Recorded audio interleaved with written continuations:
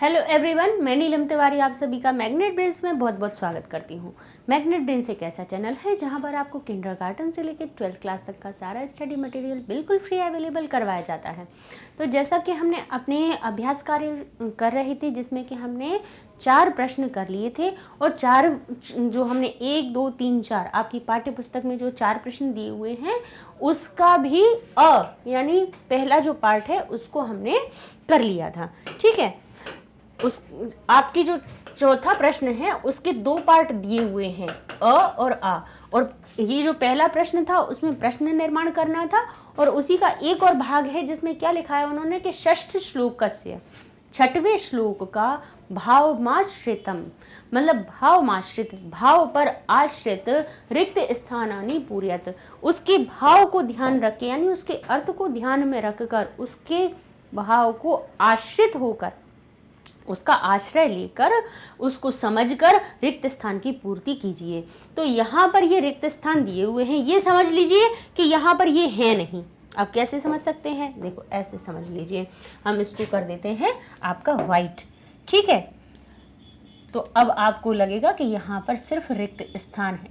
ठीक है, ये रिक्त स्थान इस प्रकार से उसमें दिए हुए हैं और इनको क्या करना है आपको।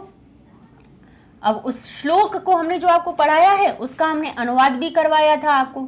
6वां श्लोक का हमने तो सारे श्लोक करवाए हुए हैं, सारे ही करवाए ना। अब ये इस प्रकार से आपको दिए हुए हैं रिक्त स्थान में। ठीक है, करना क्या है अब इसमें आपको ये करना है कि इन रिक्त स्थानों में आपको उसका भाव समझकर सही अर्थ लगाकर रिक्त स्थान की पूर्ति कीजिए। तो क्या कह रहे हैं, समीपे समीपे उर्गा न, यानी समीप यानी पास में, उर्गा किसको कहा जाता है, सांप नहीं। ठीक है, एवमेव इस प्रकार व्यायामिनः, इस प्रकार व्यायाम करने वाले जन के समीप, जनस्य समीपम न नहीं गच्छन्ति नहीं जाता है। अब क्या नहीं जाता है, बोले समीपे उर्गा न नहीं। अब हमने क्या पढ़ा था कि गरुड़ के समीप जिस प्रकार से सर्प नहीं जाता है वैसे ही जो व्यायाम करने वाला मनुष्य होता है उसके समीप कोई भी व्याधियां या कोई भी रोग नहीं जाता है। ठीक है, व्यायाम वयोरूप, व्यायाम ही वय रूप गुणहीन, आयु और रूप से और गुणों से हीन अपि जन्म, ऐसे जन को भी क्या कर देते हैं, बोले उसको भी करोती करता है। अब कैसा कर देता है, बोले सुदर्शनम करोती। ये हमने आपको उसमें जब श्लोक पढ़ा रहे थे उसमें हमने आपको समझाया था कि जो व्यायाम, बोले क्या रहे, व्यायाम व्यायाम ही क्या कर देता है, वय रूप गुणहीन, यानी आयु से गुण से रूप से हीन व्यक्ति को भी अपि जन्म, ऐसा भी गुणहीन भी व्यक्ति करोती कर देता है। कैसे कर देता है उसको, सुदर्शन। तो पहला हमारा जो आएगा वो आ जाएगा वैनतेयस्य, यानी किसके, गरुड़ के। अब वैनतेय किसको कहा जाता है, गरुड़ को। अब उसमें किस काकी के का अर्थ निकालना है तो क्या कहेंगे, वैनतेयस्य, यानी गरुड़ के समीप उर्गा ना जाता है। अब क्या कहेंगे, गच्छन्ति कह दीजिए, नहीं तो हमारे श्लोक में क्या लिखा है, उपसर्पन्ति, उपसर्पन्ति भी लिख सकते हैं और गच्छन्ति भी लिख सकते हैं, लेकिन यहाँ पे सिर्फ भाव के अनुसार चल रहा है, श्लोक की कॉपी नहीं करनी है तो आपने इसमें गच्छन्ति भी लिख सकते हैं। ठीक है, एवमेव व्यायामिनः जनस्य समीपम, इस प्रकार उसी प्रकार से, एवमेव यानी उसी प्रकार से व्यायाम करने वाले जनस्य के समीप में व्याधियाः यानी रोगाः न गच्छन्ति, उसी प्रकार से रोग नहीं जाते हैं। व्यायाम वयोरूपे गुणहीनम अपि जनम, क्या कर देता है, उसको सुंदर कर देता है। तो सुदर्शन या दर्शनीयम या सुदर्शनम करोति। तो ये हमारा श्लोक पूरा हो जाएगा। ठीक है, इस प्रकार से ये हमारे चौथा प्रश्न था, उसका ये दूसरा भाग था, उसको भी हमने आपको समझा दिया। अब चलते हैं हम अपने 5वें प्रश्न पर, जिसमें क्या लिखा है, व्यायामस्य लाभा इति विषयम धिकृत्य पंचवाक्येषु संस्कृत भाषाया एकम अनुच्छेद लिखे।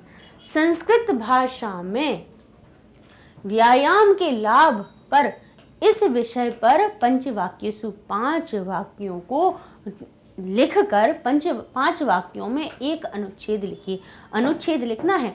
देखिए पहले हम कहते थे कि पहले निबंध और अनुच्छेद। अब इनमें अंतर क्या होता है, एक चीज़ तो ये समझ में आनी चाहिए, बच्चे निबंध और अनुच्छेद एक ही बात समझते हैं।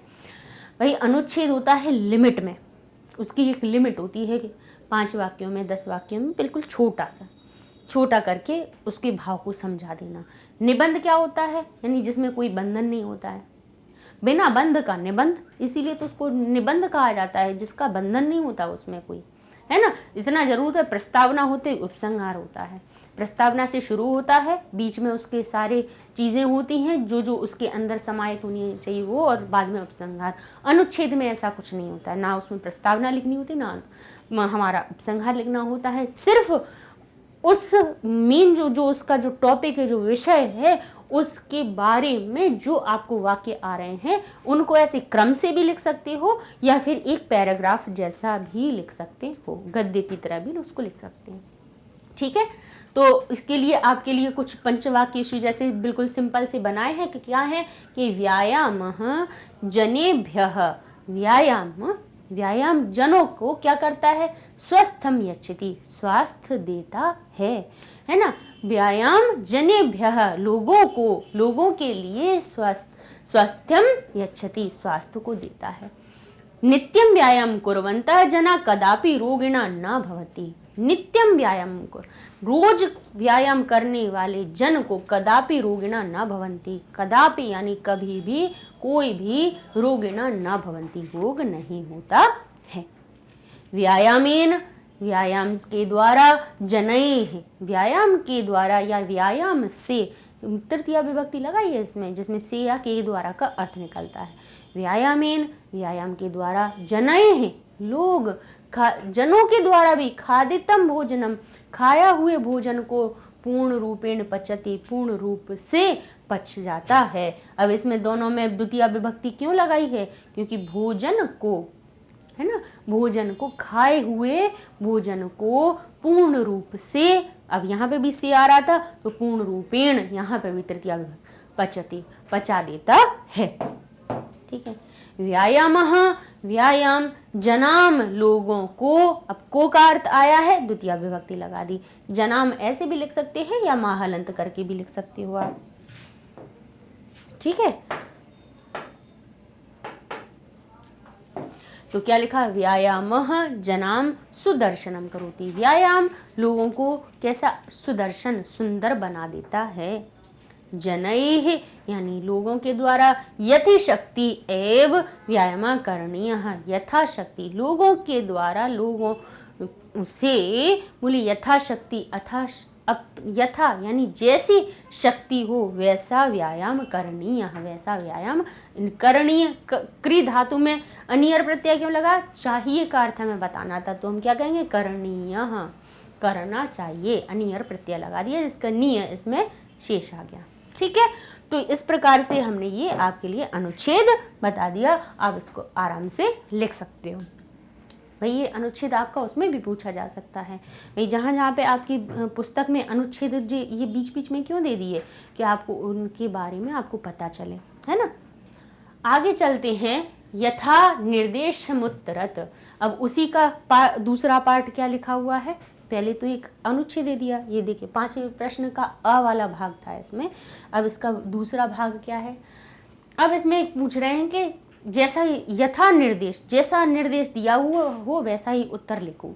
तो पहला प्रश्न पढ़ लेते हैं, लिखा है तत्कृत्वा तु सुखम देहम, तत्कृत्वा तु सुखम देहम, उसको करने से सुख को, बोले देह को क्या हो जाता है, सुख मिलता है।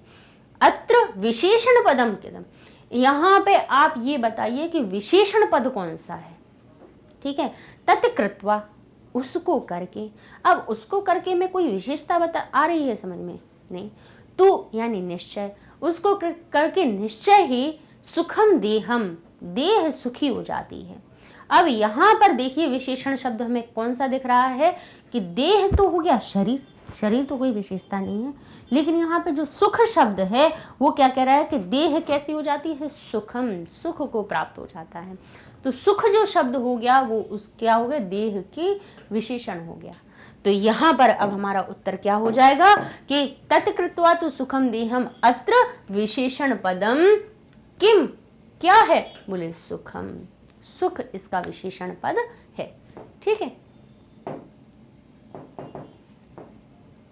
ठीक। तो यहां पर विशेषण पद कौन सा हो गया, सुखम।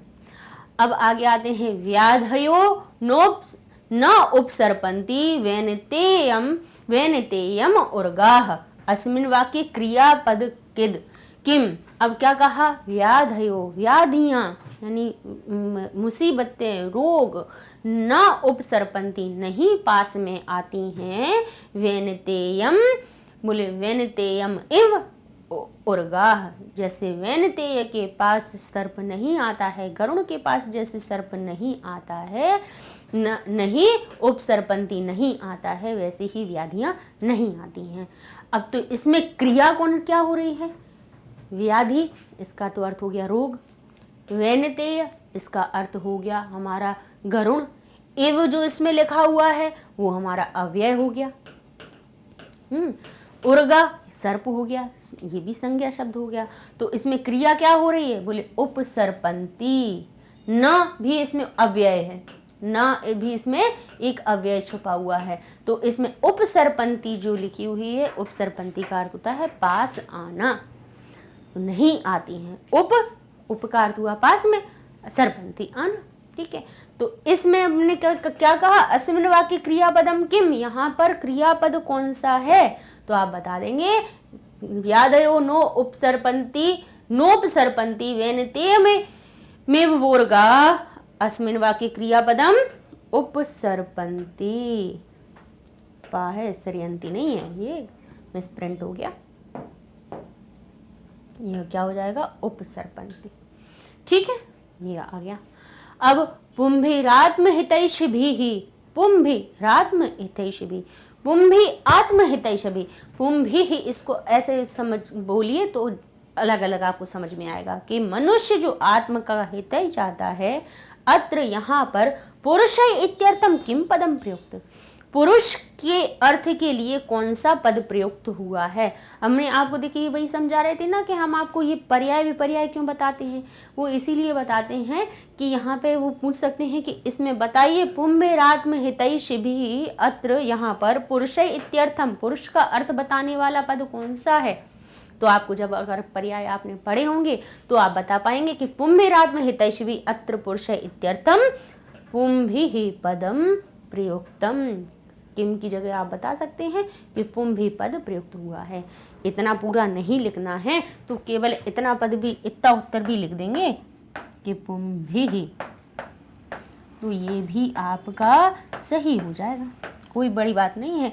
यहाँ पर भी आप सिर्फ उत्तर लिख सकते हैं कि उपसर्पन्ति, तो आपका ये सही उत्तर हो जाएगा। यहाँ पर भी आप लिख सकते हैं कि विशेषण पद क्या है, कह देंगे आप सुखम, तो भी आपका सही आंसर हो जाएगा। ठीक है, आगे चलते हैं, आगे देख लेते हैं। लिखा है दीप्ताग्नित्वम नालस्यम स्थिरत्वम लाघवम रजा, कह रहे हैं दीप्ताग्नि, अग्नि दीप्त हो जाती है, मनालस्यम यानी दीप्ताग्नित्वम, फिर अनालस्यम, अनालस्य हो जाता है यानी आलस दूर हो जाता है, स्थिरत्वम स्थिरता आ जाती है, लाघवम यानी हल्का महसूस होता है, मृजा यानी स्वच्छता होती है। इति वाक्यात, इस वाक्य में गौरवम, गौरवम इति पदस्य विपरीतार्थक पदम किम। अब जब आपको गौरव, जब इन सब के अर्थ पता होंगे तो आप गौरव पद का विपरीतार्थक पद ढूंढ सकते हैं। चित्वा लिखत, चुनकर लिखिए। इन सभी में गौरव शब्द का आपको विपरीतार्थक शब्द ढूंढना है। तो दीप्त का अर्थ होता है प्रकाश होना, अग्नि दीप्त होना, ठीक है। अच्छा, गौरव का अर्थ होता है भारी पनाना। गौरव का अर्थ क्या होता है, मूल भारीपन होना, है ना। कहते हैं गौरव की बात है, यानी हमारे अंदर गर्व आ गया ना, भारीपन आएगा उस चीज का, कि नहीं, है ना। हमारे अंदर उस चीज का समाहित हो गया और कोई चीज बाहर निकल गई तो वो कैसा हो गया, हल्कापन हो गया। ठीक है, तो दीप्ताग्नि तम अनालस्यम, देखिए अनालस्य और आलस्य ये एक दूसरे के विपरीत हो रहे हैं। दीप्ताग्नि हो गई तो सुप्ताग्नि हो गई, दीप्त यानी जल गई तो सुप्त यानी बंद हो गई। अब स्थिरत्वम अस्थिरत्वम हो गया, मृजा स्वच्छता हो गई, है ना, तो अमृजा हो गया, मतलब गंदगी हो गई, अस्वच्छता हो गई। तो लाघवम क्या हुआ, हल्कापन, लाघवम क्या हुआ, हल्कापन, तो उसका अर्थ उल्टा हुआ गौरवम। तो यहाँ पे हमारे क्या मिल गया, लाघवम शब्द गौरवम का क्या है, विपरीतार्थक। तो हम कहेंगे दीप्ताग्नि तत्वम, दीप्ताग्नित्वम मनालस्यम स्थिरत्वम लाघवम रजा इति वाक्यात, इस वाक्य से मैं गौरवम इति पदस्य विपरीतार्थक पदम लाघवम, लाघवम गौरव पद का विपरीतार्थक पद लाघवम है। अब इतना पूरा उत्तर भी ना लिखना हो तो अगर केवल एक शब्द में भी देना हो और इसका उत्तर अगर आप सिर्फ इतना लिख देंगे कि लाघवम, तब भी सही हो जाएगा। लेकिन उत्तर लिखना भी अपन को आना चाहिए कि कितना हमें लिखना चाहिए, क्या हटाना चाहिए। जब हम लिखते हैं उनको बार बार तब हमें अपने आप अर्थ समझ में आना चाहिए। तो बताएंगे चित्वा लिखत हमने चुनकर क्या लिख दिया, इसकी जगह लिख देंगे हम लाघवम। अब कह रहे हैं न चास्ति सदृशम तेन किंचित स्थौल्यापकर्षण अस्मिन् वाक्ये, तेन इति सर्वनाम पदम कस्मै प्रयुक्तम, किसके लिए प्रयोग किया गया है। तेन, यहाँ पर जो तेन शब्द है वो किस चीज के लिए प्रयोग किया गया है, न चास्ति, नहीं कोई, नहीं और है, सदृशम उसके द्वारा, बोले तेन सदृशम उसके द्वारा कोई ऐसा दूसरा नहीं है, कोई यानी कश्चित कोई दूसरा ऐसा नहीं है जो स्थूल अपकर्षण, स्थूलता का अपकर्षण कर सके, मोटापे को हटा सके। तो तेन कौन किसके लिए प्रयोग हो रहा है, व्यायाम के लिए। किसके लिए हो रहा है हमारा, व्यायाम के लिए। तो हम लिख देंगे कि यहाँ पे किसके, व्यायामम प्रयुक्तः, कस्मै की जगह लिख देंगे हम व्यायामम प्रयुक्तः, व्यायाम के लिए प्रयुक्त हो रहा है। तो इस प्रकार से हमारा ये वाला प्रश्न भी पूरा हो जाता है। इस प्रकार के प्रश्न आते हैं आपके उसमें, ऐसे जो स्थूलापकर्षण ये दे दिया आपका, ये वाला पूरा एक आपका श्लोक दे देंगे, उसी में से पूछ लेंगे बता दीजिए इसमें कौन सा है, ठीक है। अब आगे, अब यहाँ पर आपको क्रिया भी पूछी जा सकती है, बताइए इसमें आपकी क्रिया कौन सी है। तो यहाँ पे जो अपकर्षण है वो उसकी क्रिया है, खत्म करना है ना, ठीक है। अब इसमें कह सकते हैं कि आप ये बताइए कि इसमें विशेषण शब्द क्या है, तो इसमें स्थूलता जो है वो विशेषण बताइए, ठीक है। अब इसमें कह सकते हैं कि आप बताइए यहाँ पे अव्यय कौन सा प्रयोग हुआ है, तो कह सकते हैं न और च, ये दो इसमें आपके अव्यय का प्रयोग हुआ है। तो इस प्रकार से प्रश्न बनते हैं आपके, ठीक है। आगे देख लेते हैं, छठवें प्रश्न पर चलते हैं। क्या लिखा हुआ है, निम्नलिखितानाम अव्ययानाम रिक्त स्थानेषु प्रयोगम कुरुत, है ना, निम्नलिखित अव्ययों का रिक्त स्थान में पूर्ति कीजिए। अब क्या लिखा है, व्यायामः कर, देखिए सहसा यानी अचानक, हम कहते हैं ना रिक्त स्थान की जब आप पूर्ति करें तो सबसे पहले उनके अर्थों को समझ लें, जो मंजूषा में शब्द दिए उनके अर्थों को समझ लें, तब फिर अपने आप यहाँ पे से ही आप लिख सकते हो। सहसा यानी अचानक, अपि यानी भी, सदृशम यानी उसके जैसा, सर्वदा हमेशा, यदा यानी जब, सदा हमेशा, अन्यथा यानी को अन्यथा नहीं तो, अन्यथा का अर्थ हुआ नहीं तो कह रहे हैं व्यायाम कर्तव्य, व्यायाम पहला पढ़ते हैं आप, पहले में लिखा है रिक्त स्थान, फिर व्यायाम कर्तव्य, व्यायाम करना चाहिए, है ना। तो कब करना चाहिए, बोले हमेशा, तो सर्वदा, सर्वदा व्यायाम कर्तव्य, हमेशा करना चाहिए। अब देखते हैं दूसरा, रिक्त स्थान, मनुष्य सम्यक रूपेण व्यायाम करोति तदा सह स्वस्थ तिष्ठति, सम्यक रूप से व्यायाम करता है तब ही वह स्वस्थ तिष्ठति, तभी वह स्वस्थ रहता है। तो जब मनुष्य नित्य रूप से, हमेशा सम्यक रूप से जब व्यायाम करता है तभी वह हमेशा स्वस्थ रहता। तो जब, यदा और सदा, जब मनुष्य सम्यक रूप से करता है तभी वह हमेशा स्वस्थ रहता है। अब आगे पढ़ते हैं, व्यायामेन असुंदरा व्यायाम के द्वारा सुंदर ना होते हुए भी सुंदरा भवती, सुंदर हो जाता है। हुए भी, अब हमने जैसे ही पढ़ा वो भी शब्द अपने आप आ गया, तो भी का अर्थ कहाँ आता है? अपि से आता है। व्यायाम के द्वारा कुरूप भी सुंदर हो जाता है, तो भी का अर्थ कहाँ से निकला? अपि से। ठीक है। व्यायामेनः, व्यायाम करने वाले जन को सकाशम वार्धक्यम, अचानक से वार्धक्यम यानी बुढ़ापा नायति, नहीं आता है। तो क्या नहीं आता है? सहसा, कभी भी अचानक से कि बुढ़ापा नहीं आता है। व्यायामेन, व्यायाम किंचित स्थूलपिकर्षण नास्ति, व्यायाम के द्वारा, बोले व्यायाम से किंचित स्थूलपिकर्षण नहीं है कोई स्थूलता को अपकर्षण करने वाला। तो यहाँ पे क्या आएगा? सदृशम। व्यायामेन, व्यायाम जैसा, व्यायाम के द्वारा उसके सदृश दूसरा कोई नहीं है जो स्थूल्यापकर्षणम, स्थूलता का अपकर्षण कर सके, यानी मोटापे को हटा सके। व्यायामम समीक्ष एव कर्तव्यम, व्यायाम समीक्षा एवं कर्तव्यम, यानी समीक्षा करके ही करना चाहिए। व्याधया आयंती, में रोग आ जाते हैं, नहीं तो रोग आ जाते हैं। तो नहीं तो का अर्थ निकलता है हमारा अन्यथा से। ठीक है, अन्यथा व्याधया आयंती, नहीं तो रोग आ जाते हैं। ठीक है, तो इस प्रकार से ये हमारे रिक्त स्थानों भी हो गए। अब देख लेते हैं इसी का अब आ गया है कि उदाहरणम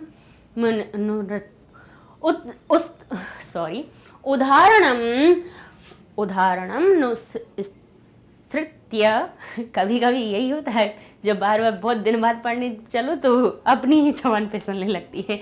उदाहरणम नुसृत्य वाच्य परिवर्तनम कुरुत, यानी उदाहरण के अनुसृत्य, जैसे उदाहरण के अनुसार जो लिखे हुए हैं, वाच्य परिवर्तनम कुरु, वाच्य परिवर्तन कीजिए। जैसे एक उदाहरण में अनुसृत्य कर दिया गया है, यानी लिख दिया गया है।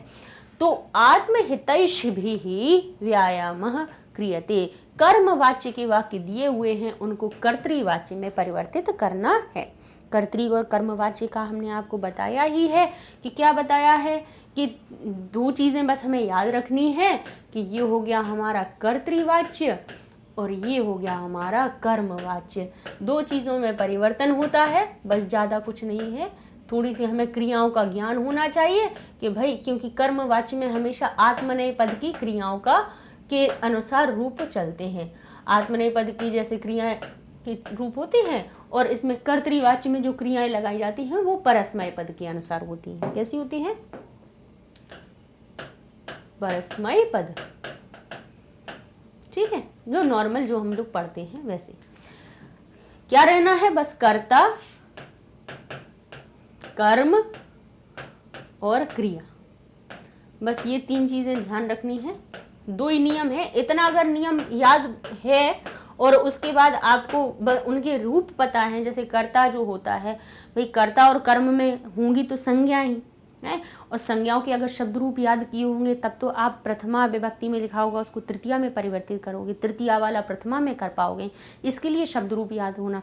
शब्द और धातु रूप याद क्यों करवाए जाते हैं? अगर ज़रूरत ना हो तो वो इसीलिए करवाए जाते हैं कि जब यहाँ अब वाच्य परिवर्तन ले लो, आपका प्रश्न निर्माण ले लो, हम कह रहे हैं वो बुनियाद है। जैसे किसी घर को बनाने के लिए जब वो नींव डालना ज़रूरी होती है, ये नींव है।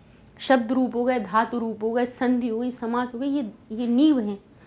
ये नींव से ही सब पूरी इमारत खड़ी होती है, नहीं तो फिर तो वो ऐसी ही है इमारत की हवा चली और गिर गई। ठीक है, ऐसा हो जाएगा बिना इनके तो। ठीक है, तो कर्तृवाच्य में कर्ता पहले नंबर पे होता है, कर्म कर्म दूसरे नंबर पे होता है, और क्रिया इसके अनुसार ही चलती है। जिस काल, वचन और पुरुष, ये तीन चीज़ें ध्यान रखनी पड़ती हैं। कर्ता जिस काल में काम कर रहा होगा, क्रिया उसी काल की होगी। कर्ता जिस वचन का होगा, उसी वचन की क्रिया आएगी। क्योंकि आपको पता है ना कि क्रिया के तीन वचन होते हैं, तीन पुरुष होते हैं ना। तीन तो वचन में होती है, एक वचन, द्विवचन, बहुवचन, और तीन उसके पुरुष होते हैं, उत्तम, मध्यम और प्रथम होते हैं ना। तो क्रिया यहाँ पे हम पुरुष देख लेते हैं कि कर्ता कौन सा है, प्रथम है, उत्तम है या मध्यम है, किस वचन में है और किस काल में है, उसके अनुसार क्रिया लगा देते हैं। ठीक है, इतनी तो ये क्रिया की बात हो गई। अब करना क्या है, कर्तृवाच्य में जब परिवर्तन करना है तो क्या करना है कि कर्ता को पहले नंबर पे लाना है, यानी प्रथमा विभक्ति लगानी है, उसमें कर्म में द्वितीय विभक्ति लगानी है। और इसको करने का काम कैसे करते हैं, अगर कर्तृवाच्य दिया होता तो उसको कर्मवाच्य में कैसे करते कि कर्ता को लिया देते तीसरे नंबर पे, अर्थात जब उसमें तृतीय विभक्ति का योग हो जाता है, अर्थात जब वो के द्वारा या से की संगति कर लेता है। जब हम ये कहते हैं कि राम के द्वारा पुस्तक को पढ़ा गया, तो पहले कहा राम पुस्तक पढ़ता है, फिर कह दिया कि राम के द्वारा पुस्तक को पढ़ा गया। पहले राम अकेला था, लेकिन जब उसमें के द्वारा शब्द जुड़ गया तो वो तृतीय विभक्ति में आ गया, तीसरे नंबर पे आ गया। तो जब तीसरे नंबर पे आता है तो वो कर्मवाच्य कहलाने लगता है, क्योंकि जो पहला स्थान खाली हुआ प्रथमा विभक्ति का वो कर्म जाके ले लेता है ना। तो कर्म पहले स्थान पे हो जाता है और फिर जो क्रिया होती है वो हमारे कर्म के अनुसार चलती है। और क्रियाओं के रूप कैसे बनते हैं, आत्मनेपद। अब यहाँ पे इसका वचन देख लिया जाता है कि कर्म का वचन कैसा है, कर्म का पुरुष कौन सा है, कर्म का काल कौन सा है, उसके अनुसार आत्मनेपद की क्रियाएं लग जाती हैं। तो यहाँ पे यही परिवर्तन है। वाच्य परिवर्तन हमने आपको सिखाया है, पहले उसको हिंदी में एक्सप्लेन किया है, उसके बाद उसको संस्कृत में भी पूरा बताया है। तो पहला लिखा है आत्महितैषिभिः व्यायाम क्रियते। अब ये क्या लिखा है, कर्मवाच्य, क्योंकि यहाँ पे आत्महितैषिभिः, इसमें क्या लिखा है, ये हमारा तृतीय विभक्ति का है ना, तीसरे नंबर का लिखा है, तृतीय विभक्ति का बहुवचन लिखा है। और यहाँ पे व्यायामः, यानी यहाँ पे ये प्रथमा विभक्ति लगी हुई है। और क्रियते कर्मवाच्य समझ में आ गई, क्योंकि जो कर्म है आत्मा का हित चाहने वाले व्यायाम को करते हैं, है ना। अब यहाँ पे तीसरी विभक्ति ने क्या बता दिया कि ये कौन सा है, हमारा कर्मवाच्य का है, ये हमारा पहले नंबर का है। परिवर्तन करना है तो क्या होगा, ये तीसरा नंबर किसमें पहुंच जाएगा, हमारे पहले नंबर पर, यानी तीसरे की जगह आत्महितैषिभिः में हम अपनी कौन सा लगाएंगे, बहुवचन है तो ये भी बहुवचन का ही बनेगा रूप। यहाँ पर ये आत्महितैषिभिः जो शब्द लिखा हुआ है, अगर आपने हमारी वाच्य परिवर्तन की वीडियो पढ़े होंगे, देखे होंगे ना, तो आपको ये हमारी हर बात समझ में आ रही होगी कि यहाँ पे हम क्या कर रहे हैं, कि ये हमारा जो तृतीय विभक्ति का रूप लिखा हुआ है, यानी जो कर्ता तीसरे नंबर पे चला गया था, उसको कर्तृवाच्य में जब परिवर्तन किया तो वो तृतीय विभक्ति से हटके वो प्रथमा विभक्ति में आ गया। तो क्या बनेगा, आत्महितैषिः। ठीक है, आत्महितैषी बनता, नह क्यों लगाया, क्योंकि ये बहुवचन का है।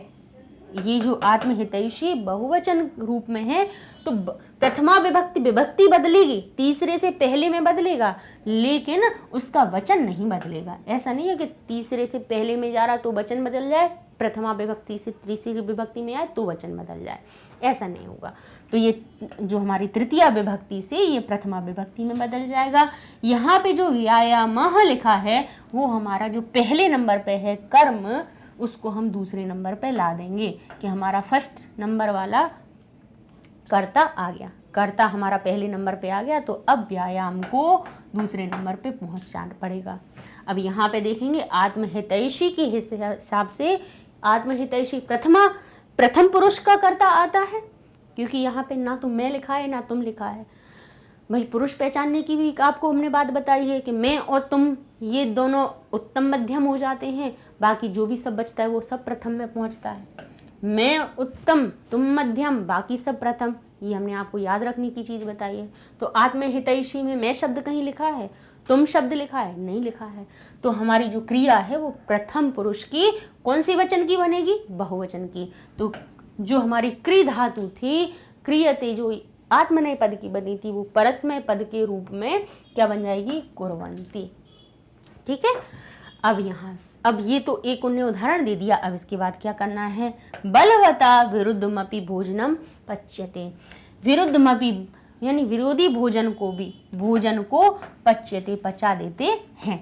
अब यहाँ पे देखेंगे तो बलवता शब्द जो शब्द है वो किसका आया, ये तृतीया विभक्ति का आया। तृतीया विभक्ति का रूप लिखा है और ये भोजनम शब्द प्रथमा विभक्ति का लगा हुआ है। तो क्या करेंगे, बलवता जो हमारा रूप है वो बन जाएगा बलवान प्रथमा विभक्ति में। विरुद्धमपि विरोधी भोजन को भी यहाँ पे तो विरोधी शब्द है वो विशेषता बता रहा है, इसलिए इसमें हम कोई परिवर्तन नहीं करेंगे। तो विरुद्धमपि जब शब्द है उसको वैसा का वैसा लिखेंगे। परिवर्तन सिर्फ दो चीज़ों में होता है, जहाँ कर्ता और कर्म होता है उनको बदलते हैं और क्रिया बदल देते हैं बस। तो विरुद्धमपि को जैसा का तैसा लिखा। अच्छा, अब आप कहोगे भोजनम शब्द यहाँ पे लिखा हुआ है तो ये प्रथमा विभक्ति का है, और यहाँ पे भी जब द्वितीय विभक्ति में लिखा तब भी उसको भोजनम लिखा। ऐसा क्यों हुआ, कोई परिवर्तन क्यों नहीं हुआ?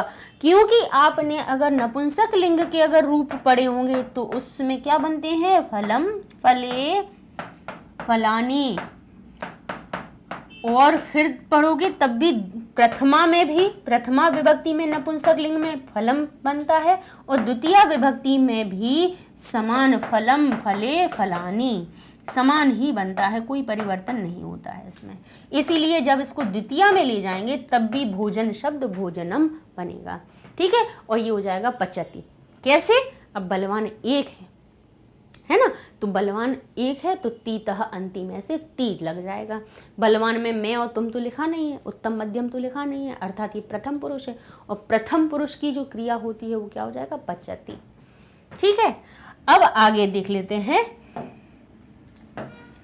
फिर देखिए जनई है तृतीया विभक्ति, रामई है। जहां तृतीया विभक्ति आपको दिख जाए कर्ता में, समझ जाइए ये हमारा कर्मवाच्य लिखा हुआ है। और दूसरी पहचान क्या होती है, ये ते, तीतः अंति, सीथा था, जितनी भी आपको हमने 5 लकार की क्रियाएं बताई हैं वो सब नहीं दिखेंगे आपको। इसमें आत्मनय पद वाले दिखेंगे, ते, एते, अंते, से, एते, ध्वे, ये आपको पीछे दिख जाएंगे, है ना।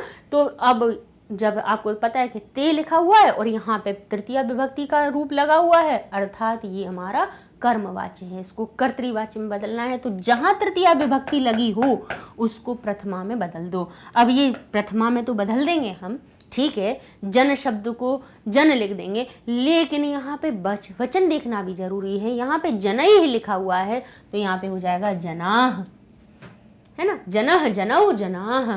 तो ये भी हमारा बहुवचन का ही रूप आएगा।